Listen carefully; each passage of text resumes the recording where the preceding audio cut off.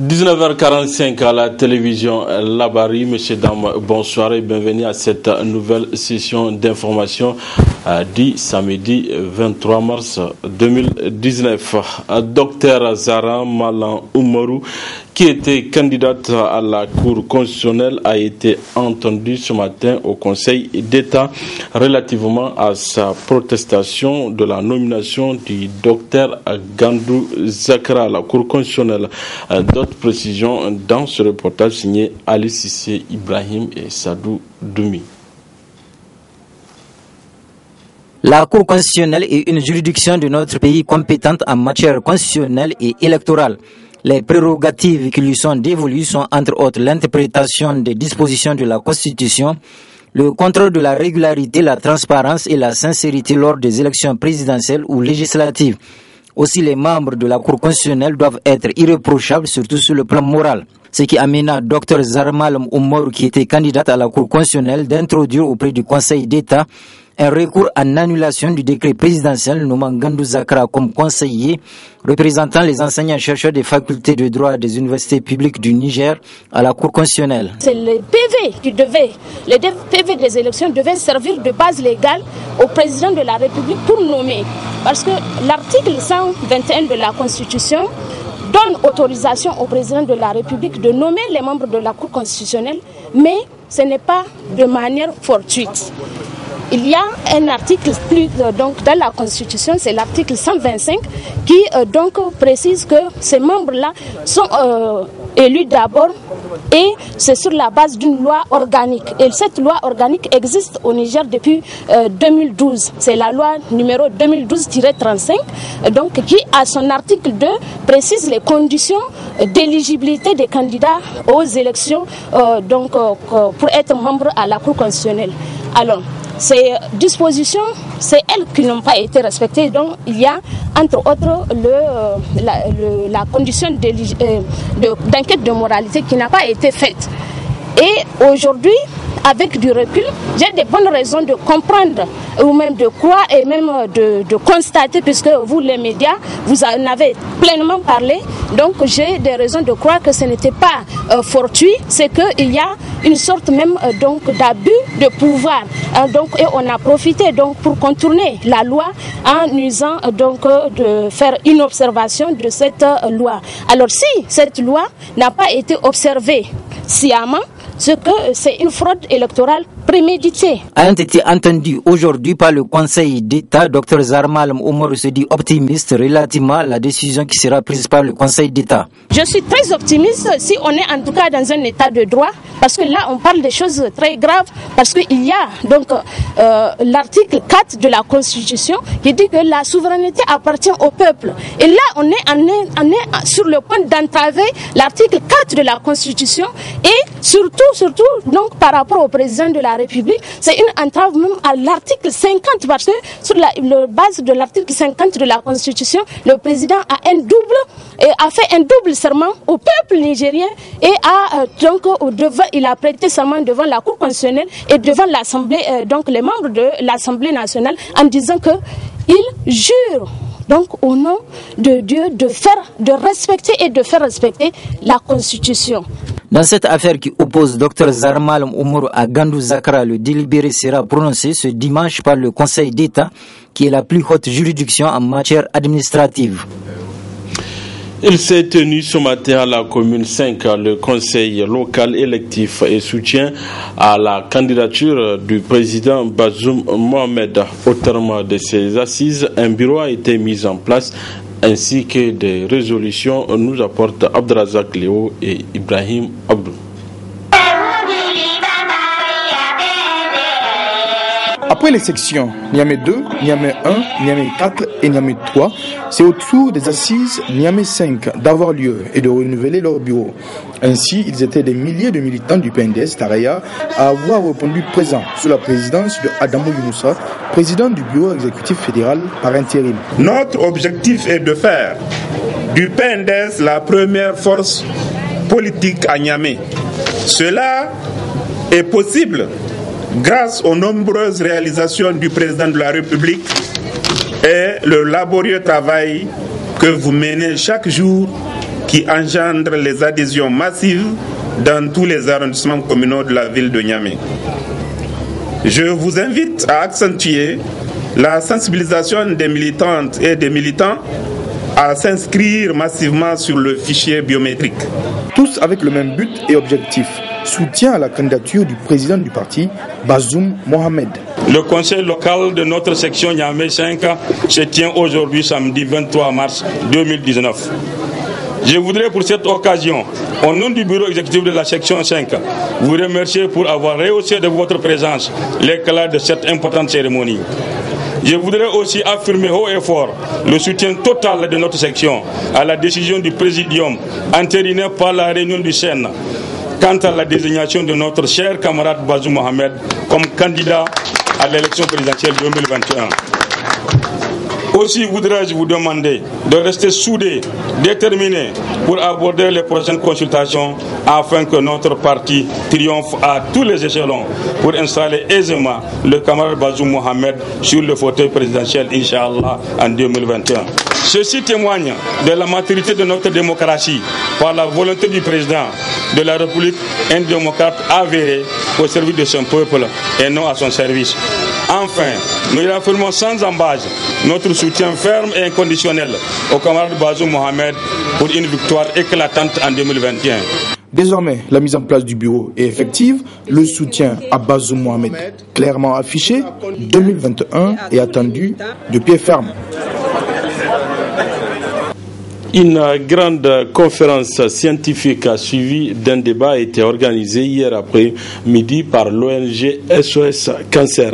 C'était autour des thèmes le cancer du col de l'utérus, enjeux et défis dans les pays en développement. Le résumé de cette conférence avec la rédaction là-bas.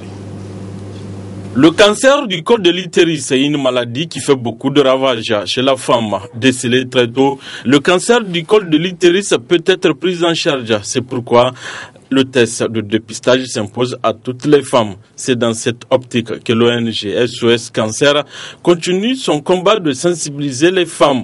D'où cette conférence scientifique. Le cancer du col de l'utérus, c'est le deuxième cancer de la femme au Niger et le deuxième en termes aussi de mortalité. C'est un cancer qui croît de plus en plus et qui fait énormément de morts.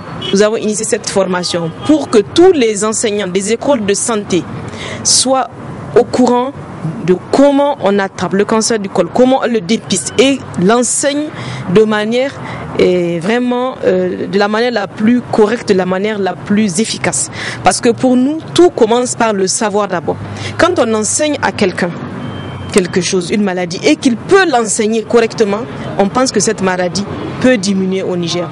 Donc aujourd'hui, à la conférence, nous avons fait venir des médecins spécialistes, des sages-femmes et des infirmiers pour que eux aussi aient du savoir sur le cancer du col de l'utérus. Pour le conférencier Dr Kass Abdelaziz, cancérologue de son état, les efforts doivent être conjugués, gouvernement et société civile, pour juguler cette maladie. Pendant des années, nous nous sommes trompés. Nous avons cru que les maladies qui étaient les plus urgentes à prendre en charge, c'était des maladies infectieuses. Et on s'est rendu compte qu'il y a des maladies qui ne sont pas transmissibles, qui, elles, étaient bien plus graves et plus nombreuses, plus fréquentes, plus dangereuses pour nos économies. Et parmi ces maladies, le cancer, le diabète, l'hypertension artérielle, les maladies cardiovasculaires, les maladies respiratoires. Et parmi tous les cancers, il y en a un qui s'appelle le cancer du col de l'utérus, qui est le deuxième cancer des femmes au Niger. Heureusement, si on faisait le dépistage à toutes les femmes, 80% de ces cancers allaient disparaître. Si on vaccinait toutes les jeunes filles de 12 ans, dans 10 ans, ce cancer va arrêter de tuer des femmes. Et c'est donc pour ces raisons que nous sommes venus parler aux spécialistes de ces questions, des stratégies qu'il faudrait que le Niger emprunte. Vous savez, nous travaillons avec la société civile. Mais il n'est pas de la responsabilité de la société civile de mener ce combat. Ce combat doit être mené par la gouvernance sanitaire. Donc la société civile ne peut se substituer au gouvernant. La société civile ne peut venir en concurrence avec le gouvernant. Mais par contre, la société civile se doit de porter le plaidoyer pour demander à la gouvernance de prendre ce problème en charge. L'ONG SOS Cancer est cette structure qui se bat nuit et jour pour éradiquer le cancer du col de l'utérus afin de garantir l'épanouissement de la femme nigérienne. Il ne reste plus qu'à l'État de la soutenir afin d'atteindre son objectif, comme quoi aucune femme ne doit mourir du cancer du col de l'utérus. Au dernier jour de la grève de 2 jours observée du 21 au 22 mars dernier par le médecin, pharmacien et chirurgien dentiste, le Symphamed et le ministère ont eu une rencontre d'échange autour des revendications du syndicat. Cette rencontre n'a rien donné, mais le syndicat reste toujours optimiste. Précision avec le secrétaire général adjoint du Symphamed, Dr Hima Boubacar. Le fait qu'on nous a appelés hier, on nous a donné des informations qu'actuellement nous sommes en train d'analyser pour voir notre conduite à tenir face à ça. Nous gardons de l'espoir parce que nous pensons qu'ils peuvent résoudre ces problèmes-là. C'est pas le paradis qu'on demande pour les agents. Non, c'est pas ça. C'est le minimum. Il faut décharger en recrutant plus de personnel pour que ceux-là qui sont en train de travailler ne souffrent pas beaucoup. Pour que quand les personnes vont venir dans les centres, pour qu'elles puissent être prises en charge très rapidement. Parce que la rapidité dans la prise en charge peut aussi améliorer le pronostic de la maladie.